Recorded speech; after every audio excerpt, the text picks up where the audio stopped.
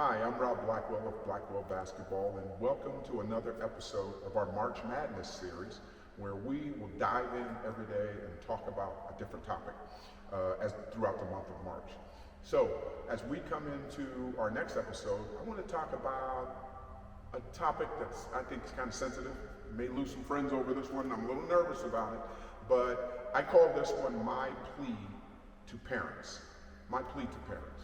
And what I mean by that is we're in the city of Indianapolis, where we have a lot of mega gyms here and a lot of basketball being played on a regular basis. And in any weekend, there can be anywhere from 400 to 600 games being played. And my point to that, as I plead to parents, is that we don't want to take away from the basketball experience. There's a lot of experience to be gained, knowledge to be gained, increase in IQ, just the overall basketball experience. And for some way, we seem to be trending to a point where out of 400 games in a weekend, every parent should believe that Mike Krzyzewski should be on the bench coaching their third grader. And Steve Javie should be reffing, the sixth grade semifinal game of the 405th game of the weekend.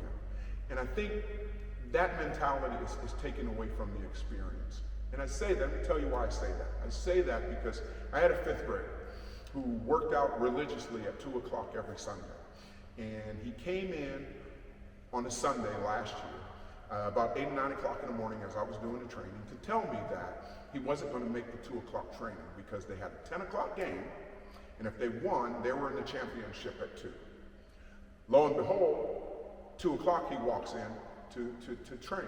And I look at him and I say, hey, what happened? Did you guys get beat? And he looked at me and he said to me, his exact words were, 18-4. And so I said to him, you guys lost 18-4? And he looked at me and he said, 18-4 was the foul discrepancy. And he raised his hands like, who's going to win a game with that? And so I just thought to myself, that's not a fourth grade comment. That's a parent comment. And what happens at that particular point is all responsibility for how you lose that game is taken away from the player and it's taken away from the kid.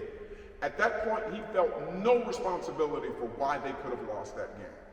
Heck, it was an 18-4 foul discrepancy. That's why they lost. And so whether they rebounded or defended or whether they committed way too many fouls, grabbing or holding or not boxing out, that had nothing to do with it. It had to do with the fact that somebody told him that there was a discrepancy with the foul situation that is out of his control, and that is why they lost the game. And so my plea to parents is that we really have to take a look at these circumstances because we're taking away from the experience that's going to help them become a better player, the experience that's going to help them learn. And once they get in the car and that responsibility is taken off their shoulders and placed on a coach that didn't make an adjustment or a ref that had it in for them, we miss our opportunity to learn. And that opportunity to learn is what's going to propel our future basketball experience. And we can't have that taken away. Who cares? Who cares? Let's just play hard. Let's just encourage to play hard. And let's take every responsibility for why we win or lose, as opposed to passing it off to a third party, because that's not going to help us in the long run. You know that as well as I know that. So, as I said, hope I didn't offend anyone, but please give me comments. Tell me what you think. Take responsibility, because that's my plea to parents.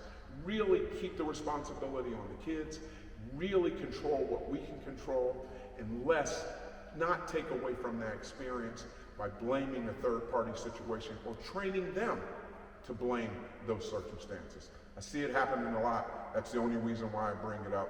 Thanks for sticking with me and joining with me. Really appreciate it.